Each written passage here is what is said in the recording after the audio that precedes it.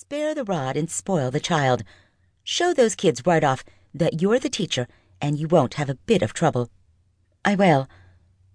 If you have to smack a couple of them, do it. Somebody went over to Mr. Strong's stable and started to close the doors. I caught a glimpse of a big sled that was in there.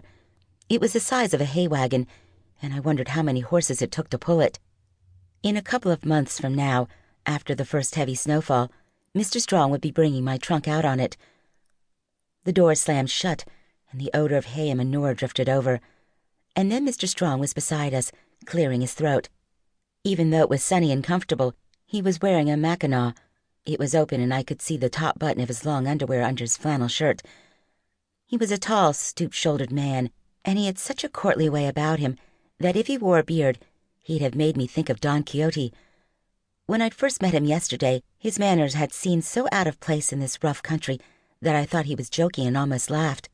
I was glad I didn't, though, because he acted that way with almost everyone. I'd been waiting over 2 days for his pack train to come in, but when I'd asked him if he could take me to Chicken, all he'd said was, "Yes, madam, I can." "Will you be going soon?" I'd ask him. "Yes, madam. My pack train leaves for Chicken on the 4th, the 14th, and the 24th of each month. I shall therefore be leaving tomorrow, 8 a.m. sharp." "I'd like to go," I told him. "The rent for your horse will be $10 per day. That will include your meals along the way and your lodgings. The journey will take 4 days. I hope that will be satisfactory." I told him it would be fine, and that was that. "If you are ready, madam," he said to me now, "I shall assist you to mount." Mrs. Rooney smiled up at him.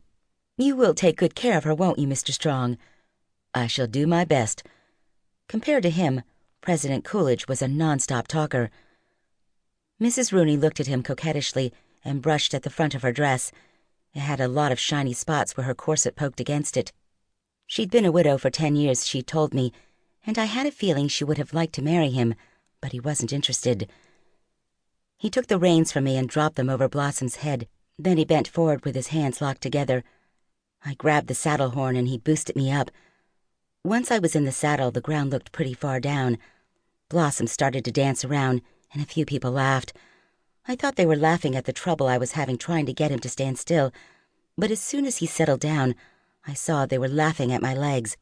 The saddle was so big and wide that they stuck out like wings. "Better do something about them pins of her, Walter," somebody called out, "or she'll be knocking down every tree in the 40 Mile. Mr. Strong shortened the stirrups until I could get my feet into them, but I was still spread out pretty wide. Some good-natured suggestions were offered by people close by, such as tying rocks to my feet, but Mr. Strong didn't see anything funny about them. "When we stop over at Camp in Liberty tonight," he said to me, "I will have a smaller saddle for you." He looked at my clothes skeptically. "Are you sure, madam, you will not reconsider my offer of the coat?" A little earlier, when he saw how I was dressed, he had offered to lend me a coat, saying that the weather was very changeable, but I told him I didn't think I'd need it. "I'm really very comfortable," I said now. "I mean, it's such a lovely day." If I were back in the States, I'd have felt ridiculous, but here in Alaska, nobody cared how you dressed.